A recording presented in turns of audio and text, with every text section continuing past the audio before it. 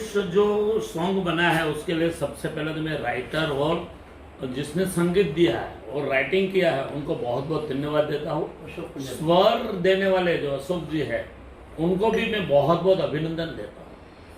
क्यों कि युग पुरुष का मतलब वही है कि कोई एक युग में कोई महान पुरुष का जन्म हो। आज हम देख रहे हैं कि हमारे पूरे भारतवर्ष के लिए ही नहीं पूरे विश्व के लिए अगर किसी को महापुरुष पूरे विश्व में कहा जाए वो हमारे नरेंद्र मोदी साहब है। क्योंकि उसने अपनी संस्कृति भारतीय संस्कृति को तो बचाया ही है लेकिन विश्व को एक मैसेज दिया है वसुधैव कुटुंबकम। पृथ्वी ऊपर रहने वाला हर एक जीव एक परिवार है। उस प्रकार की विचारधाराओं के साथ चलने वाला अगर कोई व्यक्ति इस पृथ्वी के ऊपर आज हयात हो तो नरेंद्र मोदी साहब है। और नरेंद्र मोदी साहब को ही कह के युग पुरुष बता के ये गाना प्रचारित हुआ है। फिर से मैं कहता हूँ राइटर और सिंगर जो भी है जिसने स्वर दिया है अशोक जी हमारे उसको भी बहुत बहुत धन्यवाद और अभिनंदन देता हूँ सर। ये 10 साल में जो मोदी जी ने किया है आपको क्या लगता है कि आगे कितने साल तक मोदी जी रहेंगे? सर हमें हमारा देश हम मानते हैं कि स्वतंत्र हुआ 75 ईयर्स हो गया। आज हम 75वां वर्ष मना रहे हैं लेकिन अगर इस देश को इस देश की जनता को सुख मिला हो इस देश की संस्कृति का रक्षण हुआ हो इस देश का विकास सर्वव्यापक विकास हुआ हो जैसे हम कह सकते हैं कि आत्मनिर्भर भारत नहीं आत्मनिर्भर इस देश का हर एक व्यक्ति बना है 10 साल में। इसलिए जो 70 साल में काम नहीं हुआ है वो लास्ट 10 साल में हर एक क्षेत्र में विकास हुआ है। फिर शिक्षण हो टेक्नोलॉजी हो आयाम व्यवहार हो और कोई भी आप क्षेत्र ले लो उसमें विकास जो हुआ है 10 साल में वो तालीबे दाद विकास हुआ है। इसलिए मैं मानता हूँ कि इस देश की जनता बहुत बहुत भाग्यशाली है कि इस प्रकार के महापुरुष हमें प्राप्त हो रहे हैं। ये जो 370 पूरी है पहले गुरुजी पहले क्या होता था कि बस के ऊपर लिखा होता था कि ध्यान से रहे नीचे बम है। 10 साल में हमने ये कहानी सुनी नहीं किसी के मुझे कोई ब्लास्ट नहीं हुआ। सर इस देश में हर जगह पे मैं तो वहां तक कहता हूँ कि संसद भवन तक आतंकवादी पहुंच चुके थे। हमारे मंदिरों को तोड़ा था तो सही वो पुरानी बात है लेकिन आज गांधीनगर हमारे गुजरात का अक्षरधाम स्वामीनारायण मंदिर वहां तक आतंकवादी पहुंच चुके थे।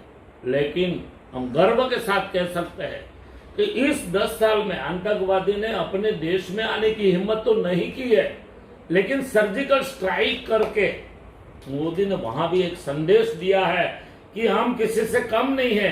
अगर हमारे सामने गलत नजर से देखोगे तो हम आपकी आंख खींच लेंगे। अगर हमारे एक सैनिकों को आप मारोगे तो हम आपके कई सैनिकों को मारने के लिए तैयार बैठे हैं। क्यों कि हमारा देश आत्मनिर्भर बन चुका है। हमारे देश में सुई नहीं बनती थी, सुई बाहर से आती थी, अनाज बाहर से आता था, कपड़े बाहर से आते थे। आज कई प्रकार के आयुध हम दूसरे देशों को बेच रहे हैं।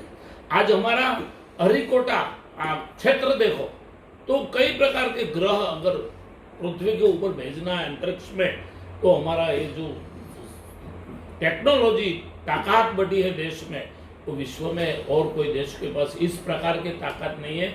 इसलिए कम समय में हमने करके दिखाया है, आतंकवादियों को बोल के दिखाया है और इस देश को एक देश के हर एक नागरिक को एक इस प्रकार की स्वतंत्रता दी है कि हमारी नारी हमारी छोटी छोटी बहन हमारी छोटी छोटी लड़कियां भी चाहे वहां चाहे उस समय पे अकेली घूम सकती है। इस प्रकार का देश का माहौल बना है। पहले तो हमने देखा था कि साइकिल में बम फूटता था, कहीं कुकर में बम फूटता था, कहीं टिफिन में बम फूटता था। आज किसी की ताकत नहीं रही है कि इस देश के अंदर कोई बम फूट सके।